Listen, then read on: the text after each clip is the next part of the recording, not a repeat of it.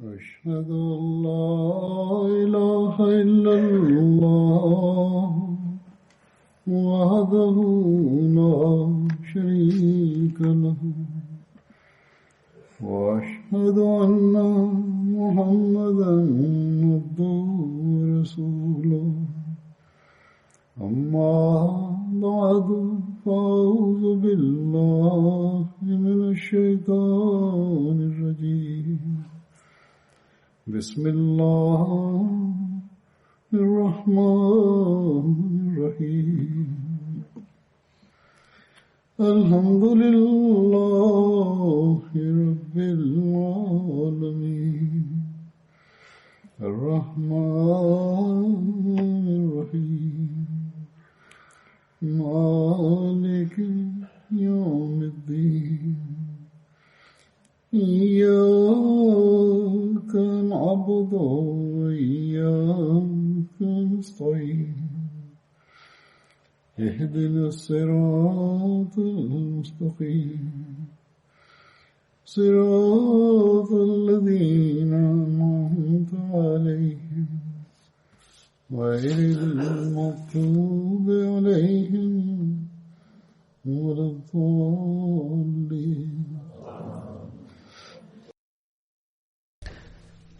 الصحابي البدري الذي سأتناول اليوم ذكره هو حضرة هلال، واسمه الكامل هلال بن أمية الواقفي، فكان من بني واقف من قبيلة أوس الأنصارية، واسم والده أمية بن عامر، واسم والدته أنيس بنت هدم، وكانت أخت كلثوم بن هدم.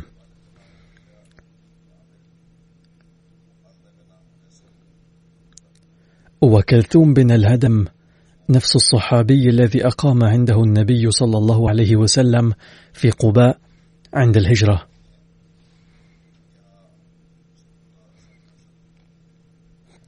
نجد أن هلال تزوج اثنتين، إحداهما ثريح بنت مالك بن دهشم، والثانية مليكة بنت عبد الله، وكلتاهما تشرفتا بقبول الإسلام، حيث بايعت النبي صلى الله عليه وسلم. كان هلال بن أمية رضي الله عنه من أوائل المسلمين، وكان قد كسر أصنام قبيلة بني واقف، ويوم فتح مكة كان راية قومه بيده. ولقد نال هلال بن أمية سعادة حضور بدر وأحد وسائر الغزوات مع النبي صلى الله عليه وسلم، إلا غزوة تبوك لم يرد اسمه في قائمة الصحابة البدريين التي أوردها ابن هشام في كتابه، بينما عده البخاري في صحيحه من البدريين. كان هلال من الصحابة الثلاثة من الأنصار الذين لم يحضروا تبوك دون عذر، والصحابيان الآخران هما كعب بن مالك ومرار بن ربيع، وفيهم نزلت آية في القرآن الكريم: وعلى الثلاثة الذين خلفوا حتى إذا ضاقت عليهم الأرض بما رحبت وضاقت عليهم أنفسهم وظنوا أن لا ملجأ من الله إلا إليه ثم تاب عليهم ليتوبوا إن الله هو التواب الرحيم.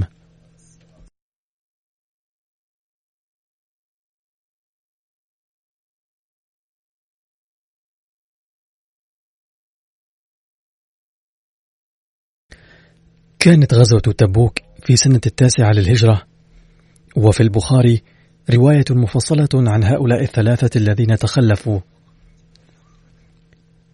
عن حفيد كعب بن مالك عبد الرحمن عن أبيه عبد الله بن كعب أنه حين عمي كعب كان يمسك بيده، فقال: قد سمعت كعب يسرد ذلك الحدث. فهذه الرواية الطويلة عن كعب، وفيها ذكر هلال بن أمية الذي أذكره اليوم باختصار يقول حفيد كعب: إني قد سمعته يقص تفاصيل تخلفه عن تبوك، فقال: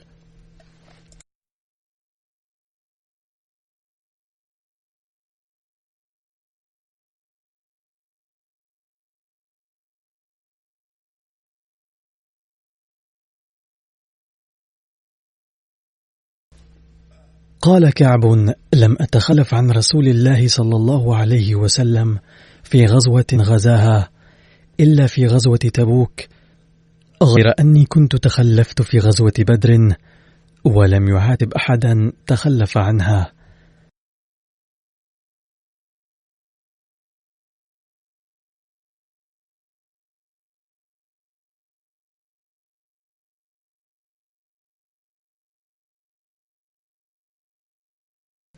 إنما خرج رسول الله صلى الله عليه وسلم يريد عير قريش حتى جمع الله بينهم وبين عدوهم على غير ميعاد.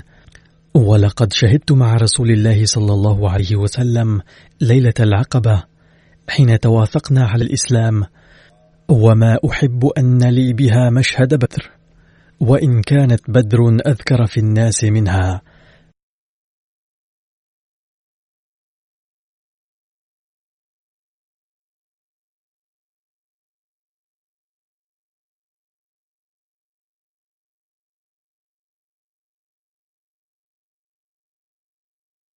كان من خبري أني لم أكن قط أقوى ولا أيسر حين تخلفت عنه في تلك الغزاة، أي تبوك. يقول: والله ما اجتمعت عندي قبله راحلتان قط حتى جمعتهما في تلك الغزوة، ولم يكن رسول الله صلى الله عليه وسلم يريد غزوة إلا ورى بغيرها، أي كان حضرته يخفي الخطة بحسب مقتضى الاستراتيجية في الحرب، وكان يطيل السفر ويغير الطريق.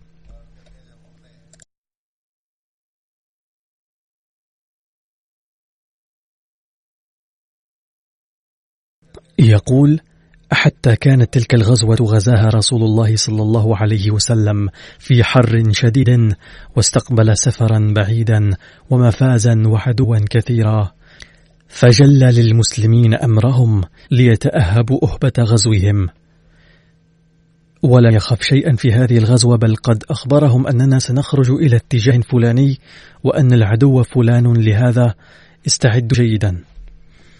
فأخبرهم بوجهه الذي يريد، والمسلمون مع رسول الله صلى الله عليه وسلم كثير.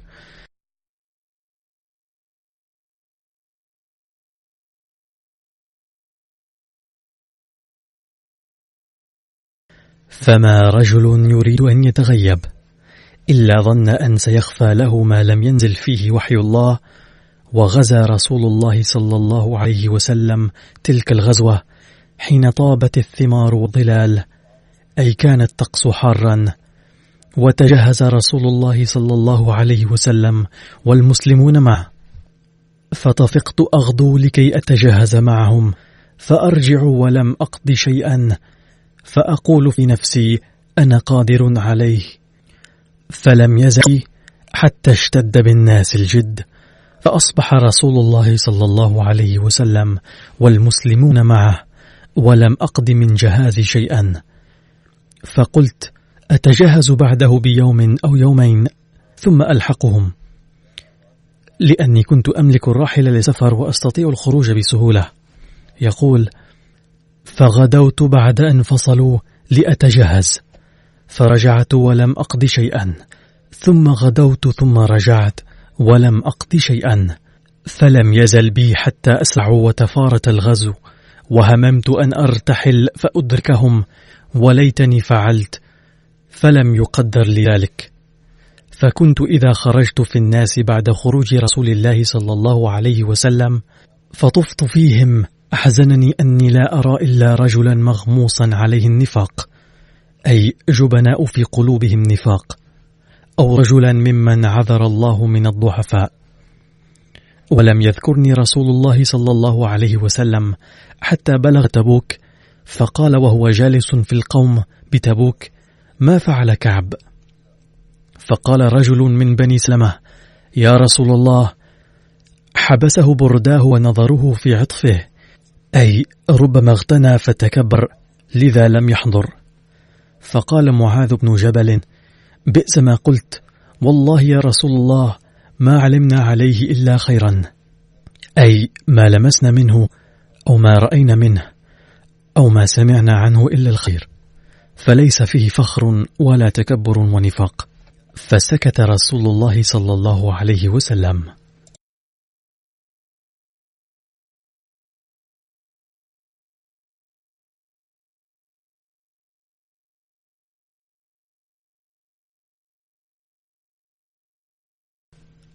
قال كعب بن مالك: فلما بلغني أنه صلى الله عليه وسلم توجه قافلا حضرني همي، وتفقت أتذكر الكذب وأقول بماذا أخرج من سخطه غدا، واستعنت على ذلك بكل ذي رأي من أهلي، أي استشرت الناس كيف يمكن أن أعتذر. فلما قيل إن رسول الله صلى الله عليه وسلم قد أظل قادما زاح عني الباطل، أي زالت عني كل الأفكار الكاذبة، وعرفت أني لن أخرج منه أبدا بشيء فيه كذب، فأجمعت صدقه، وأصبح رسول الله صلى الله عليه وسلم قادما، وكان إذا قدم من سفر بدأ بالمسجد فيركع فيه ركعتين ثم جلس للناس.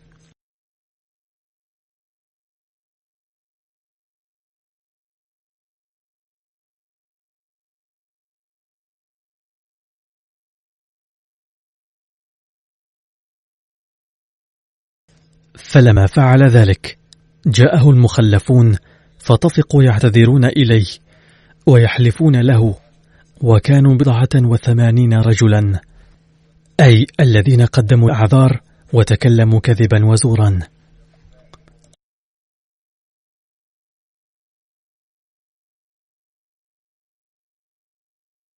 فقبل منهم رسول الله صلى الله عليه وسلم علانيتهم وبايعهم واستغفر لهم ووكل سرائرهم إلى الله، أي قال لهم: حسنا، أقبل ما تقولون، سامحكم الله، وأفوض أمركم إلى الله. يقول كعب رضي الله عنه: فجئته فلما سلمت عليه تبسم تبسم المغضب، ثم قال: تعال، فجئت أمشي حتى جلست بين يديه.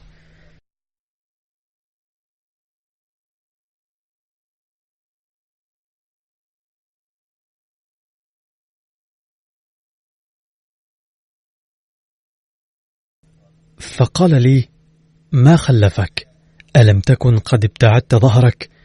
فقلت: بلى، إني والله لو جلست عند غيرك من أهل الدنيا لرأيت أن سأخرج من سخطه بعذر، ولقد أعطيت جدلا، أي أقدر على اختراع الأعذار، ولكني والله لقد علمت لئن حدثتك اليوم حديث كذب ترضى به عني ليوشكن الله أن يسخطك علي، ولئن حدثتك حديث صدق تجد علي فيه إني لأرجو فيه عفو الله. لا والله ما كان لي من عذر، والله ما كنت قط أقوى ولا أيسر مني حين تخلفت عنك.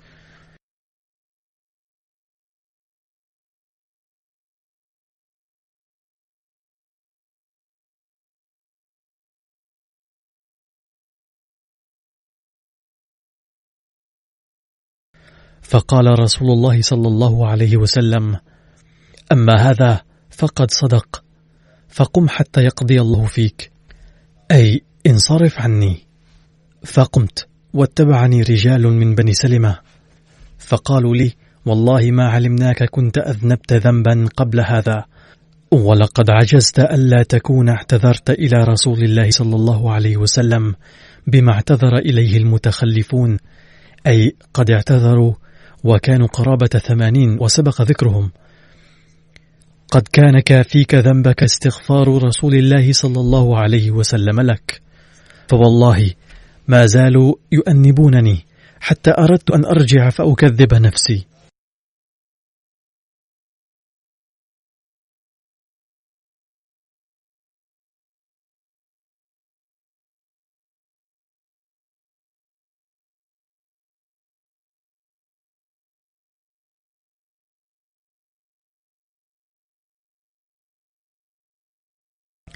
أي أذهب إلى النبي صلى الله عليه وسلم مرة أخرى وأقدم له عذرا ما، وأخطئ نفسي فيما قلته له سابقا.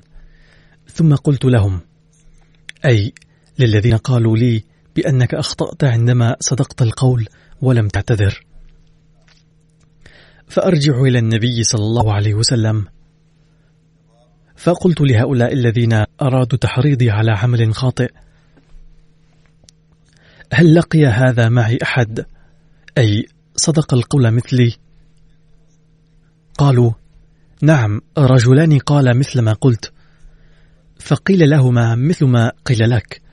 فقلت: من هما؟ قالوا: مرارة بن الربيع العمري وهلال بن أمية الواقفي.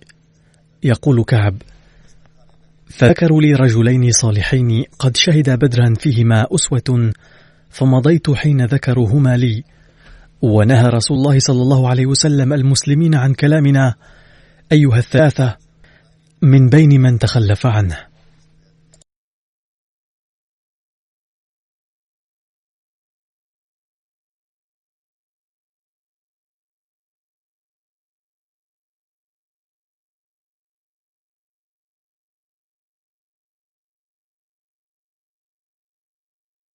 فلما ذكر أن هناك رجلين آخرين مثلي، خطر ببالي أنهما رجلان صالحان شهدا بدرا، لذلك فسأنضم إليهما ولن أقدم أي عذر. يقول كعب: فمضيت إليهما ونهى رسول الله صلى الله عليه وسلم المسلمين عن كلامنا، أي كانت هناك مقاطعة من قبلهم. فلما منع الناس من كلامنا أصبحوا يتحاشوننا ويتنكرون وكأنهم لا يعرفوننا، حتى تكرت في نفسي الأرض، فما هي التي أعرف؟ أي كأنني بأرض جديدة حيث يتحاشى الناس عنا.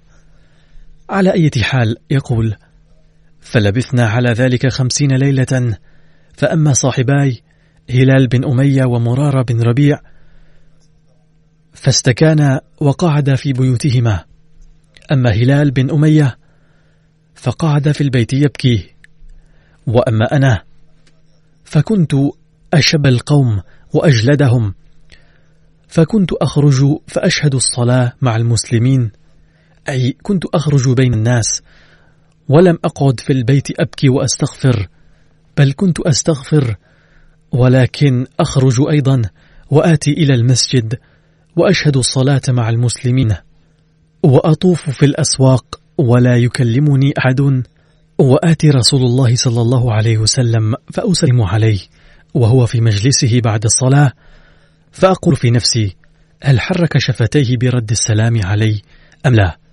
ثم أصلي قريبا منه فأسارقه النظر، فإذا أقبلت على صلاتي أقبل إلي، وإذا التفت نحوه أعرض عني، حتى إذا طال علي ذلك من جفوة الناس مشيت حتى تسورت جدار حائط أبي قتادة، وهو ابن عمي وأحب الناس إلي، فسلمت عليه، فوالله ما رد علي السلام، فقلت: يا أبا قتادة، أنشدك بالله، هل تعلمني أحب الله ورسوله؟ فسكت، فعدت له فنشدته فسكت، فعدت له فنشدته فقال: الله ورسوله أعلم. ففاضت عيناي وتوليت حتى تسورت الجدار،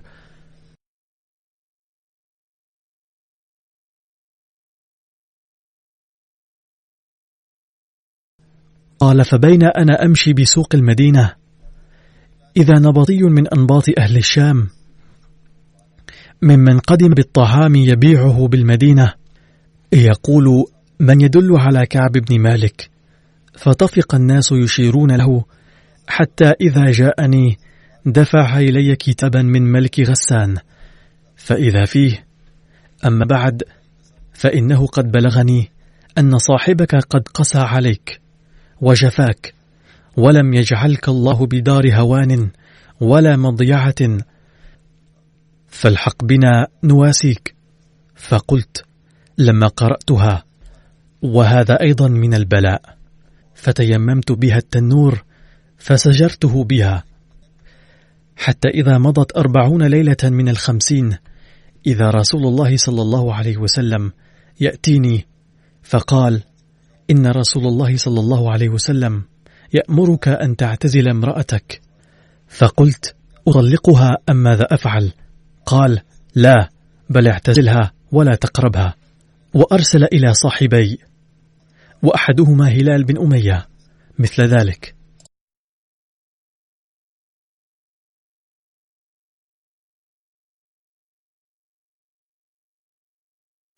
فقلت لامرأتي: الحقي بأهلك فتكوني عندهم حتى يقضي الله في هذا الأمر. قال كعب: فجاءت امرأة هلال بن أمية رسول الله صلى الله عليه وسلم، أي الصحابي الذي نحن بصدد ذكره اليوم، فقالت: يا رسول الله، إن هلال بن أمية شيخ ضائع ليس له خادم، فهل تكره أن أخدمه؟ قال: لا، يمكنك أن تخدميه وتطبخي له الطعام وتقومي بأعمال البيت، ولكن لا يقربك. قالت: إنه والله ما به حركة إلى شيء، والله ما زال يبكي منذ كان من أمره ما كان إلى يومه هذا، أي هو لا يزال يبكي منذ أن عوقب بالمقاطعة.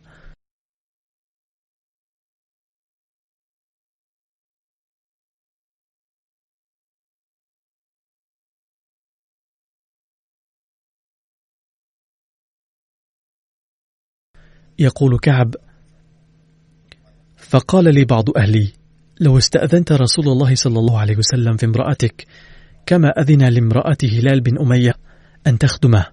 فقلت: والله لا أستأذن فيها رسول الله صلى الله عليه وسلم، وما يدريني ما يقول رسول الله صلى الله عليه وسلم إذا استأذنته فيها، وأنا رجل شاب، أما هلال بن أمية فهو شيخ كبير.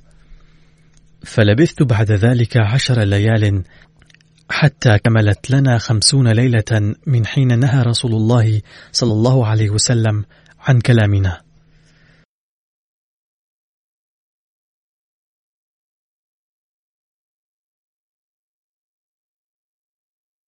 فلما صليت صلاة الفجر صبح 50 ليلة وأنا على ظهر بيت من بيوتنا، فبين أنا جالس على الحال التي ذكر الله قد ضاقت علي نفسي وضاقت علي الأرض بما رحبت، سمعت صوت صارخ أوفى على جبل سلع، وهو جبل في شمال المدينة، بأعلى صوته: يا كعب بن مالك أبشر.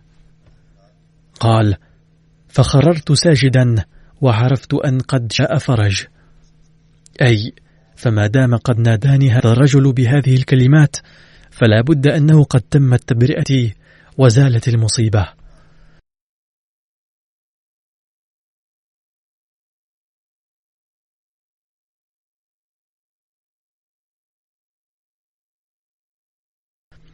وآذن رسول الله صلى الله عليه وسلم بتوبة الله علينا حين صلى صلاة الفجر، فذهب الناس يبشروننا، وذهب قبل صاحبي مبشرون، أي إلى هلال بن أمية وصاحبهما الثالث. وركض إلي رجل فرسا وسعى ساع من أسلم فأوفى على الجبل، وكان الصوت أسرع من الفرس.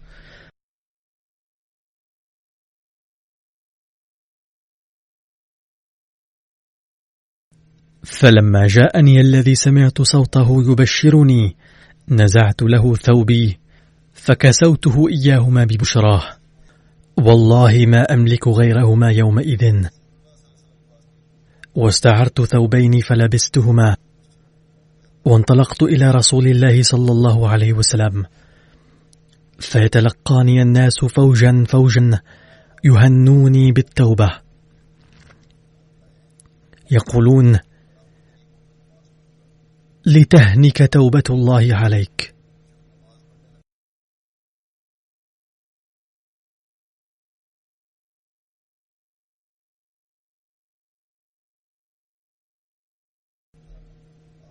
قال كعب: حتى دخلت المسجد، فإذا رسول الله صلى الله عليه وسلم جالس حوله الناس، فقام إلي طلحة بن عبيد الله يهرول حتى صافحني وهناني.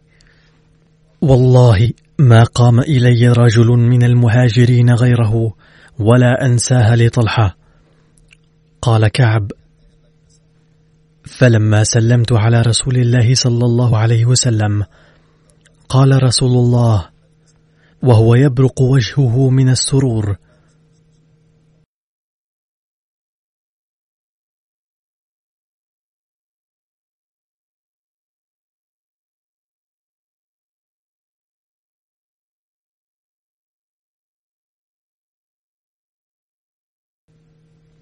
أبشر بخير يوم مر عليك منذ ولدتك أمك.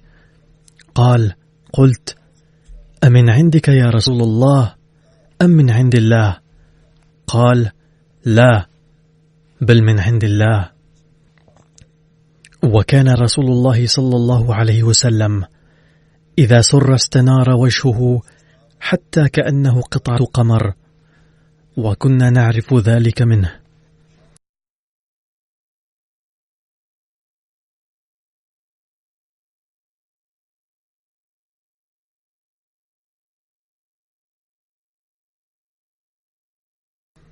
فلما جلست بين يديه قلت: يا رسول الله، إن من توبتي أن أنخلع من مالي صدقة إلى الله وإلى رسول الله.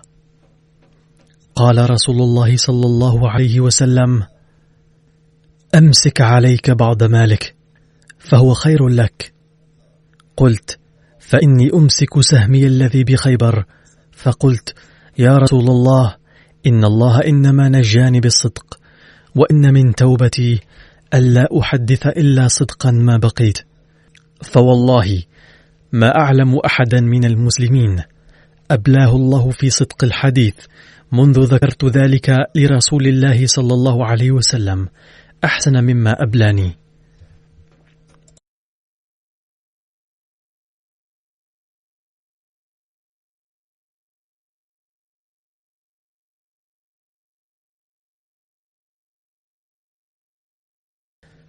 ما تعمدت منذ ذكرت ذلك لرسول الله صلى الله عليه وسلم إلى يوم هذا كذبا، وإني لأرجو أن يحفظني الله فيما بقيت. وأنزل الله على رسوله صلى الله عليه وسلم: لقد تاب الله على النبي والمهاجرين والأنصار الذين اتبعوه في ساعة العسرة من بعد ما كاد يزيغ قلوب فريق منهم، ثم تاب عليهم إنه بهم رؤوف رحيم.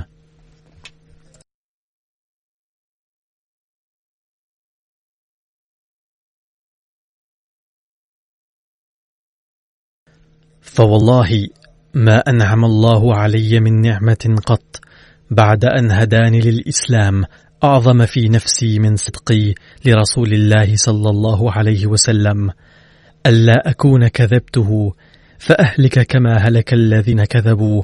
فإن الله قال للذين كذبوا حين أنزل الوحي شر ما قال لأحد، فقال تبارك وتعالى: سيحلفون بالله لكم إذا انقلبتم إلى قوله فإن الله لا يرضى عن القوم الفاسقين.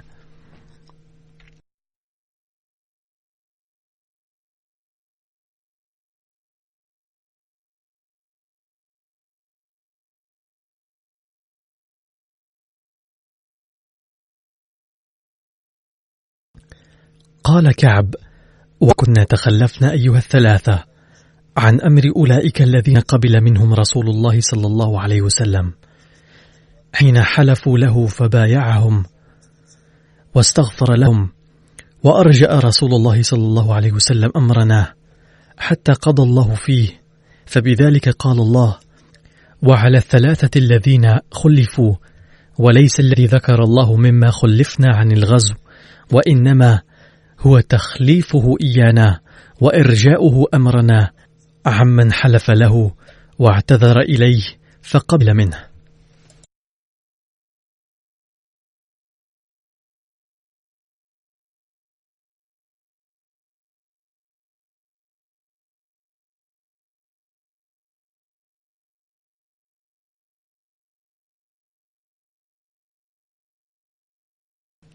لقد توفي هلال بن أمية في عهد معاوية.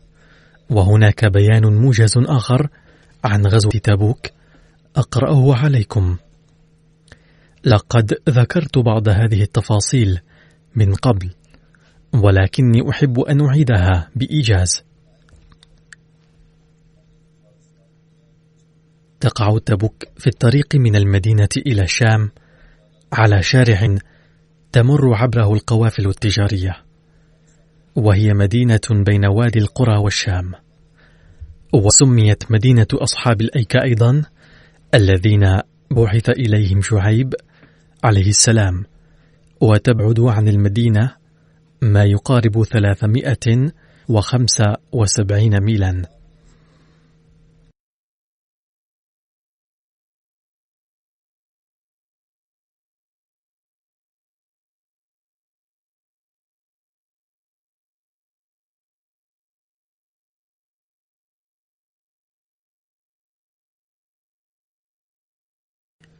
وقد أطلقت على غزوة تبوك أسماء أخرى أيضا، مثل غزوة العسرة وجيش العسرة والغزوة الفاضحة التي فضحت أمر المنافقين.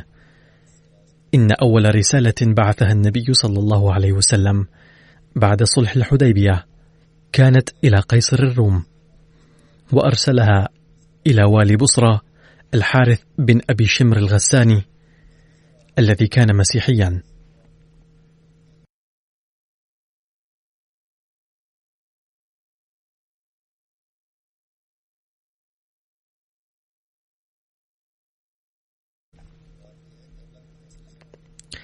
فحين وصلته رسالة النبي صلى الله عليه وسلم أبدى عداوته وهدد بغزو المدينة، فظل الناس يترقبون إلى فترة أنه قد يغزو المدينة بأي وقت.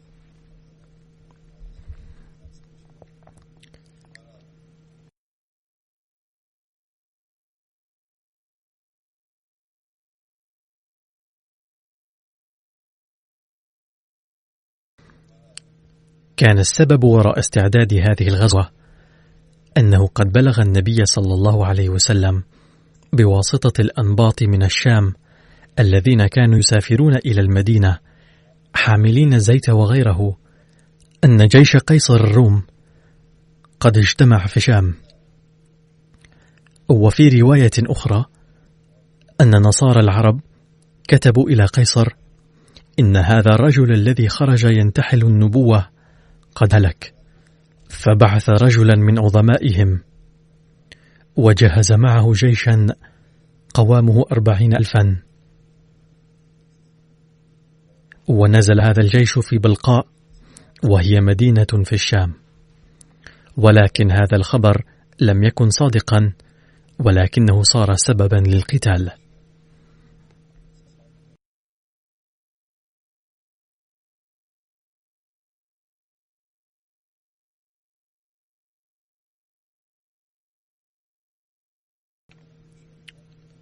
فلما بلغ ذلك نبي الله صلى الله عليه وسلم لم يكن الصحابة قادرين على القتال، ومع ذلك أمر النبي صلى الله عليه وسلم بالخروج، وأخبرهم عن المكان الذي كان متوجها إليه لكي يقوموا باستعداد مناسب. لقد ورد هذا الذكر في شرح العلامة الزرقاني. فبهذه المناسبة ظهر للعيان إخلاص الصحابة ومؤامرات المنافقين.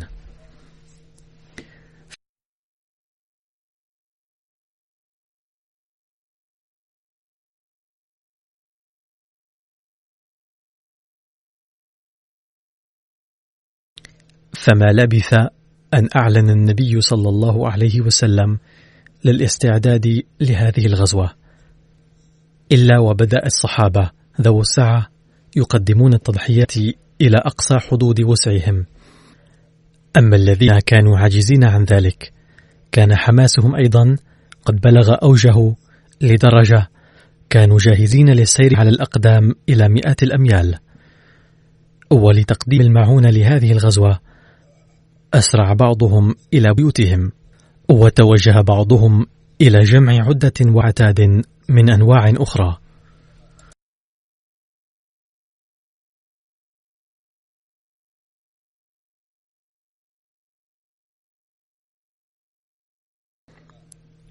أي كانوا حريصين أن يقدموا لسيدهم أكثر ما كان في وسعهم، فكان بعضهم يفتش بيته بالنية أن تقع يده على شيء ليتمكن بناء عليه من الاشتراك في الغزوة. كان الصحابة جاهزين للمشي على الأقدام أيضا، ومنهم من لم يملك حتى الحذاء، فجاءوا إلى النبي صلى الله عليه وسلم وأظهروا رغبتهم العارمة في السفر، وقالوا ما معناه: إننا جاهزون للسفر مشيا، ولكن ليست عندنا أحذية، وبدون الأحذية سوف تجرح أقدامنا، ولن نقدر على الوصول إلى الغاية المتوخاة. باختصار، كان كل واحد منهم جاهزا لتقديم التضحية بالمال والروح.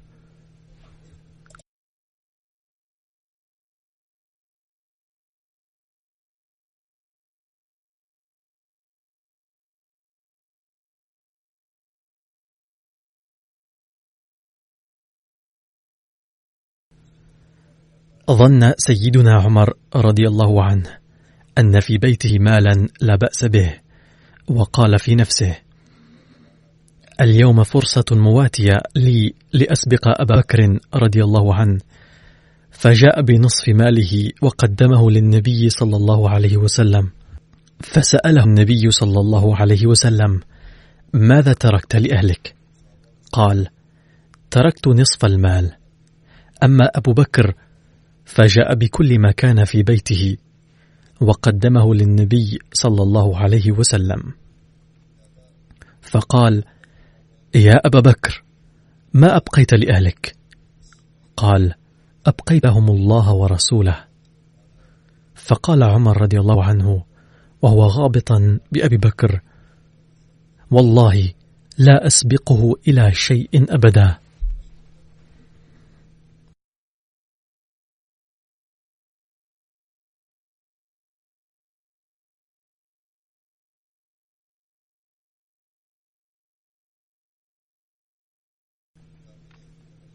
لقد ذكر المسيح الموعود عليه السلام أيضا هذا الأمر، فقال: ذات مرة ذكر النبي صلى الله عليه وسلم للصحابة ضرورة المال، فأحضر سيدنا أبو بكر رضي الله عنه جل ماله، أما سيدنا عمر فأحضر نصفه. فقال النبي صلى الله عليه وسلم: الفرق بين عمل أبي بكر وعمر هو الفرق بين درجاتهما.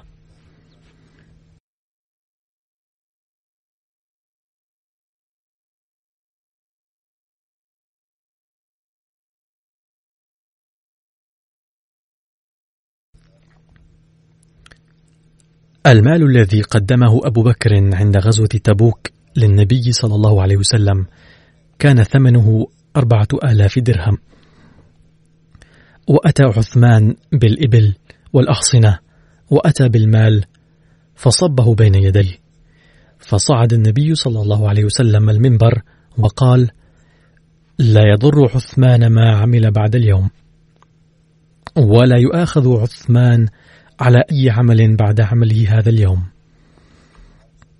وفي رواية: ما ضر ابن عفان ما عمل بعد اليوم، وقالها مرتين.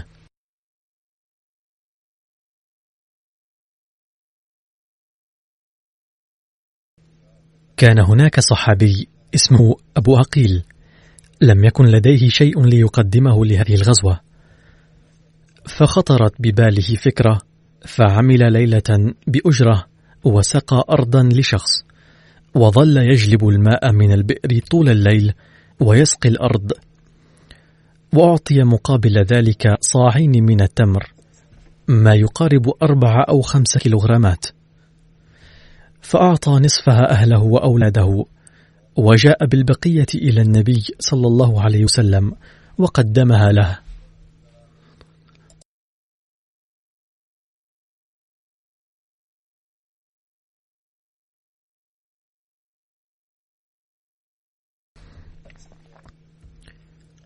وبهذه المناسبة قدم عبد الرحمن بن عوف نصف ماله إلى النبي صلى الله عليه وسلم، وكان ثمنه 4400 درهم.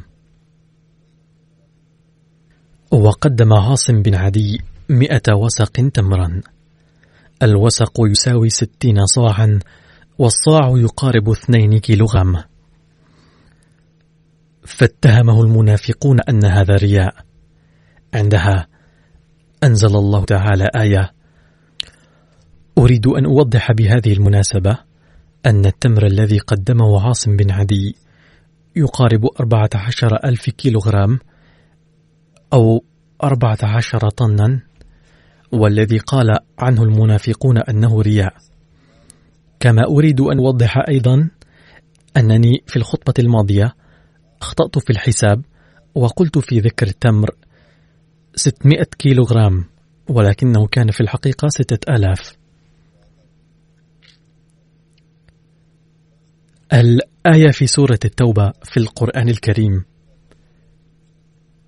يقول الله تعالى: الذين يلمزون المتطوعين من المؤمنين في الصدقات والذين لا يجدون إلا جهدهم فيسخرون منهم سخر الله منهم ولهم عذاب أليم.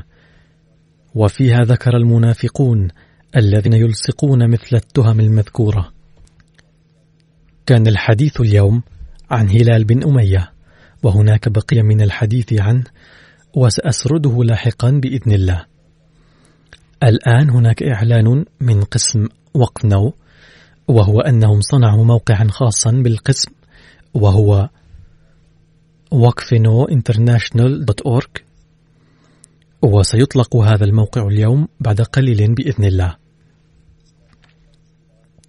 وبواسطة هذا الموقع يمكن للوالدين أن يتواصلوا مع قسم وقف نو ويستعلموا منهم مباشرة عن رسائل كتبوها عن إشراك أولادهم المقبلين في هذا المشروع. كذلك يمكن لهم أن يأخذوا المعلومات من الموقع عن تعليمات بشأن تعليم الأولاد المشتركين في مشروع وقف نو وتربيتهم. وإضافة إلى ذلك يمكن أن يقرأوا في الموقع خطاب الخلفاء وخطاباتهم، ومنهج الواقفين، ومجلة الأولاد باسم إسماعيل، ومجلة خاصة بالبنات باسم مريم. كذلك يمكن للمشتركين في المشروع الاسترشاد عن اختيار مهن مختلفة. يهيئ هذا الموقع سهولة لتجديد عهد وقف نو والتواصل مع القسم المعني. كما يمكن للمشتركين في المشروع أن يطلعوا على حاجات الجماعة، وفي أي مجال يجب أن يدرسوا حتى يتمكنوا من خدمة الجماعة على أحسن وجه. كذلك توجد في الموقع استمارات لإرشاد سكرتير وقف نو والمسؤولين الآخرين. وإلى جانب ذلك أنزلت على الموقع ردودي على أسئلة الواقفين الجدد بعد أن جمعت من مجالس الأسئلة والأجوبة المختلفة بصورة قصاصات فيديو. ثم هناك تعارف لمشروع وقف نو والمعلومات عن التواصل مع قسم مشروع وقف نو.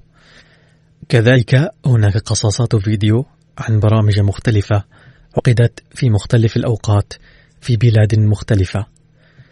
باختصار، سوف يبدأ هذا الموقع بالعمل من اليوم بإذن الله، ويجب على المشتركين في مشروع وقف نو وآباؤهم أن يستفيدوا منه.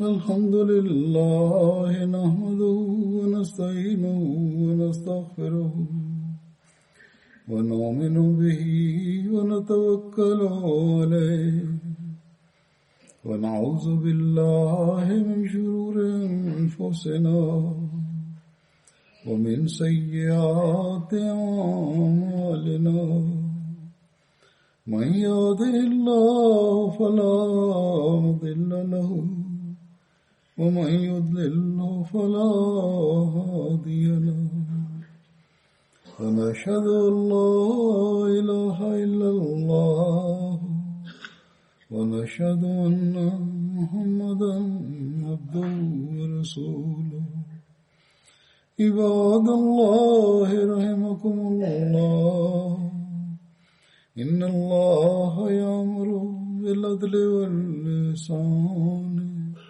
وإيتاء ذي القربى وينهى عن الفحشاء والمنكر والبغي يعظكم لعلكم تذكرون اذكروا الله يذكركم وادعوه يستجب لكم ولذكر الله أكبر